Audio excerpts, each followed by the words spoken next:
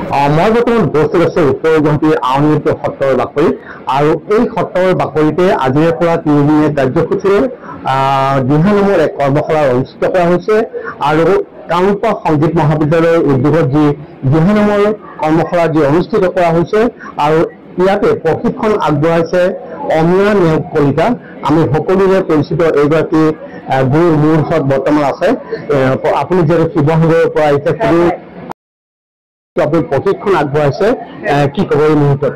হয়, প্ৰথমতে বৃহত্তৰ উত্তৰ গুৱাহাটী মহিলা আৰু কামৰূপ সংগীত বিদ্যালয়ৰ সমূহ কৰ্মকৰ্তালৈ পৰম আন্তৰিকতা ধন্যবাদ জ্ঞাপন কৰিছো আৰু পৰমপুৰ প্ৰভু ভগৱন্তৰ গুণানুকীৰ্তন মহিলাসকলক আচলতে প্ৰশিক্ষণৰ মাধ্যমেৰে শিকাবলৈ বিচৰা।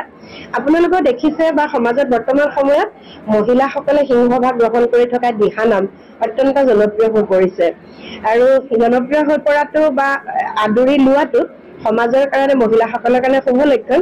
কিন্তু আচলতে আমি এই নামভাগৰ যি স্বকীয় বৈশিষ্ট্য, ইয়াৰ আচল যিটো মৰ্যাদা সেইখিনি কিন্তু আমি বজাই ৰাখিব লাগিব। সেইটো ভাৱে আমি কৰ্মশালাটো তেওঁলোকে উদ্যোগ লৈ কৰ্মশালাটো অনুষ্ঠিত কৰিছে আৰু অসমৰ ইমূৰৰ পৰা সিমূৰলৈ মই এইটো বিষয়ৰ লগতে জড়িত হৈ আছো।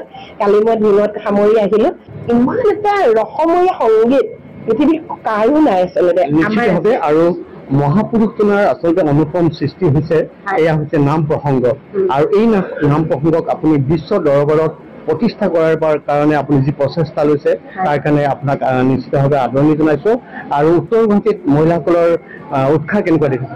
উৎসাহটো অত্যন্ত সুন্দৰ। খুব এতিয়া কৈছো যে ইমান গৰমত সকলোৱে নিজৰ নিজৰ গৃহস্থী কামবোৰ এৰিও একেবাৰে গৰমলৈ আওকাণ কৰি শিকাৰ হেঁপাহেৰে যিটো আছে শিকাৰ মানসিকতা আৰু কিবা এটা বিষয় শিকিবলৈ হেঁপাহ আৰু আগ্ৰহটো নেই আৰু লগতে যিটো ভক্তি, যিহেতু আমাৰ ভক্তিমাৰ্গীয় সংগীত, ইয়াত যিখিনি কথা আমি প্ৰথমতে বৰ্ণনা কৰিছো তেওঁলোকক খুব আগ্ৰহেৰে গ্ৰহণ কৰিছে। মই যিমানখিনি জানিছো, জানিবলৈ আমাৰ বহুত আছে, খুব সুন্দৰকে লৈছে আৰু অকণমান সময়ত আজি প্ৰথম দিন যিহেতু তেওঁলোকে বহুতখিনি শিকিলে। তেওঁলোকে মোক ডিমাণ্ড কৰিছিলে যে আমি প্ৰহ্লাদ চৰিত্ৰ